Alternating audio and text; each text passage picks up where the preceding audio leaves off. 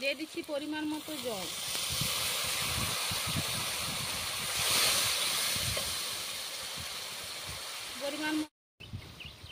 জলটা দেওয়ার পরে ঝোলটা ফুটে উঠেছে। ওর মধ্যে আমি যে বেটে রেখেছিলাম একসঙ্গে কালো সর্ষে পোস্ত দিয়ে দিচ্ছি।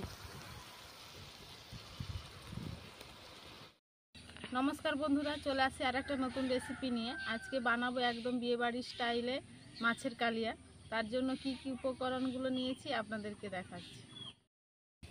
এই যে রুই মাছ আমি কেটে ধুয়ে পরিষ্কার করে নিয়েছি। আগে থেকে আমি নুন মাখিয়ে রেখেছিলাম।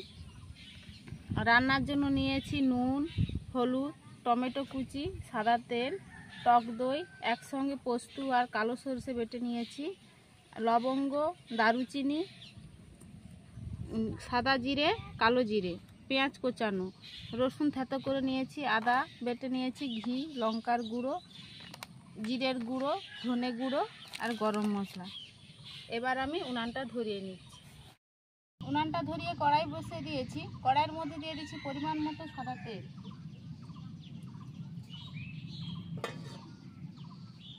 তেলটা ওপাশে গরম হতে থাক, ততক্ষণে আমি মাছে আগে থেকে আমি নুন মাখিয়ে রেখেছিলাম, আপনাদেরকে বলেছি। আমি হলুদ মাখিয়ে নিচ্ছি।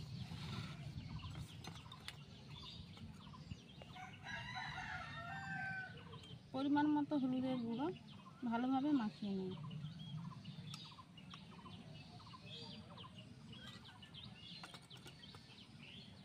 একটু সাদা তেল,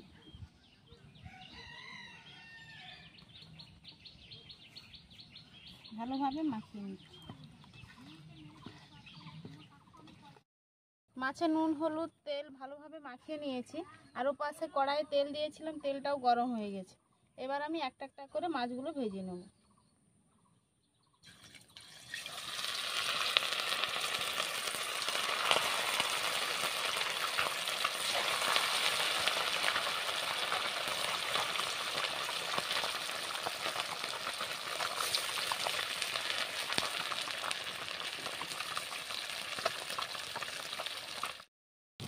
দেখুন, এবার মাছগুলো আমার সব ভাজা হয়ে গেছে, এই যে লাল লাল করে। এবার আমি নামিয়ে নিচ্ছি। সবগুলো মাছ আমার ভাজা হয়ে গেছে। ওই তেলের মধ্যে দিয়ে দিচ্ছি একসঙ্গে সাদা জিরে, কালো জিরে, লবঙ্গ, দারুচিনি,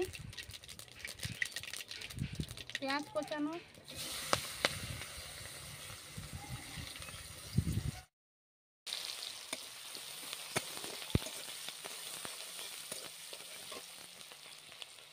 রসুন যে থেতো করে রেখেছিলাম দিয়ে দিচ্ছি।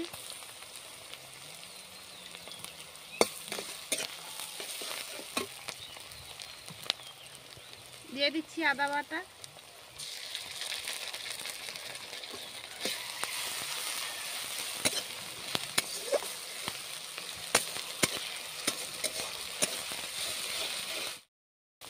আদা, রসুন, পেঁয়াজগুলো দেওয়ার পর কি সুন্দর সব লাল লাল হয়ে ভাজা হয়ে গেছে। দেখুন, ওর মধ্যে দিয়ে দিচ্ছি টমেটো কোচানো,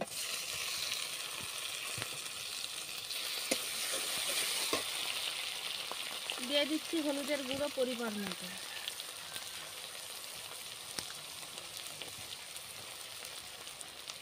লঙ্কার গুঁড়ো 1 চামচ,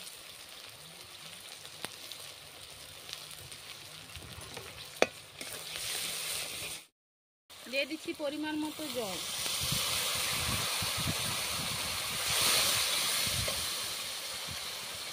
পরিমাণ মতো জিরের গুঁড়ো,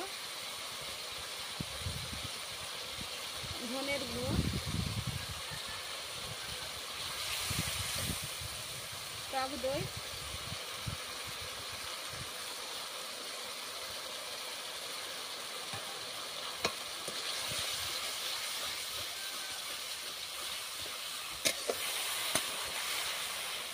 মশলাটাকে ভালোভাবে কষাতে থাকবে।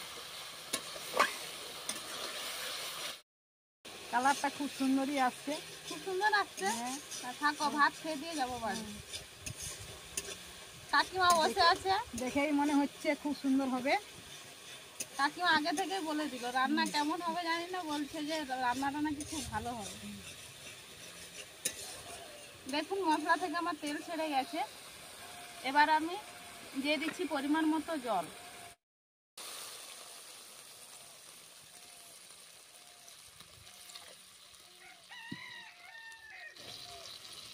দিয়ে দিচ্ছি পরিমাণ মতো নুন।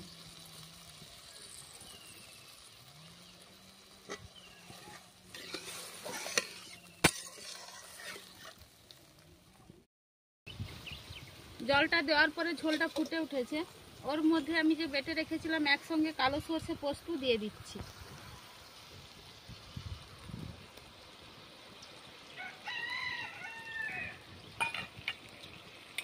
এবারে মাছগুলো দিয়ে দিচ্ছি।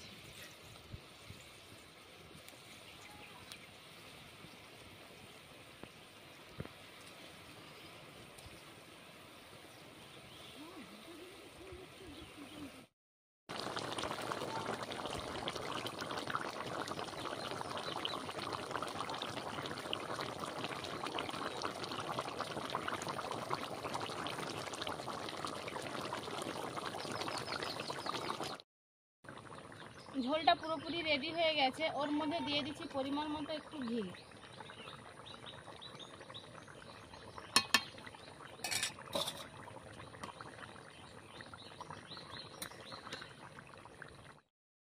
দেখুন আমার মাছের কালিয়াটা পুরোপুরি রেডি হয়ে গেছে, আর কত সুন্দর কালারটা এসেছে দেখুন।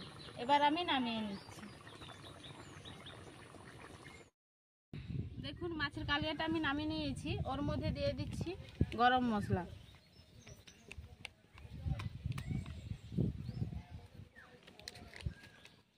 ভালোভাবে নাড়াচাড়া করে দিচ্ছি।